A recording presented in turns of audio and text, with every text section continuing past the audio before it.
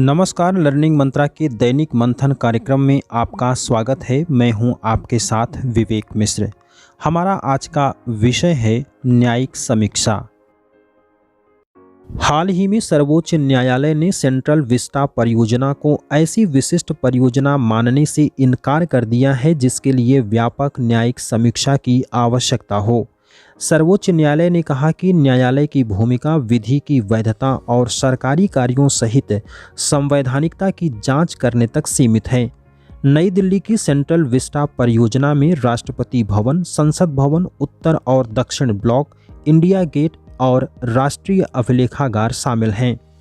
और अब एक नज़र न्यायिक समीक्षा पर।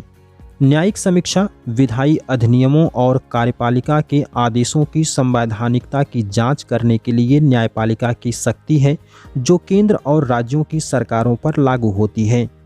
न्यायिक समीक्षा के दो प्रमुख कार्य सरकारी कार्रवाई को वैध बनाना और सरकार द्वारा किए गए किसी भी अनुचित कृत्य के खिलाफ संविधान का संरक्षण करना है।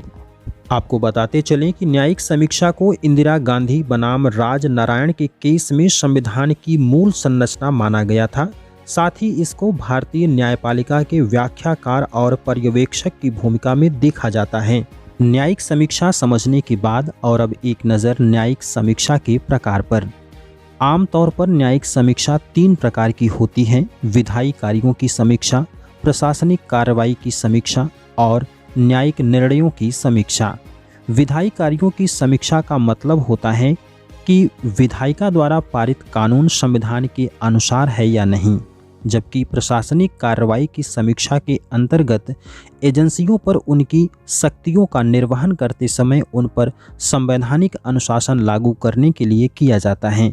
वहीं न्यायिक निर्णयों की समीक्षा का उपयोग न्यायपालिका द्वारा पिछले निर्णयों में किसी भी प्रकार का बदलाव करने के लिए किया जाता है।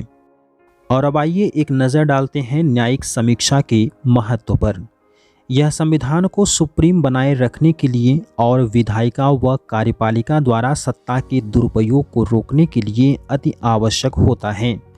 यह लोगों के अधिकारों की रक्षा करता है, संघीय संतुलन बनाए रखता है और न्यायपालिका की स्वतंत्रता को सुरक्षित रखता है। साथ ही साथ अधिकारियों के अत्याचार को भी रोकता है। और अब अंत में निष्कर्ष पर एक नज़र। मौजूदा दौर में राज्य के बढ़ते कार्यों के साथ साथ प्रशासनिक निर्णय लेने और उन्हें निष्पादित करने की प्रक्रिया में न्यायिक हस्तक्षेप भी बढ़ रहा है। कानून बनाना विधायी कार्य है, जबकि कानून को सही ढंग से लागू करना कार्यपालिका का उत्तरदायित्व होता है। इसी तरह न्यायपालिका के पास केवल संवैधानिक व्याख्या का कार्य बचता है। सरकार के इन अंगों के बीच स्पष्ट संतुलन ही संवैधानिक मूल्यों को बचाए रखने में मददगार साबित होता है। फिलहाल आज के दैनिक मंथन कार्यक्रम में बस इतना ही। यह महत्वपूर्ण लेख आपके लिए लिखा था अजीत सिंह ने।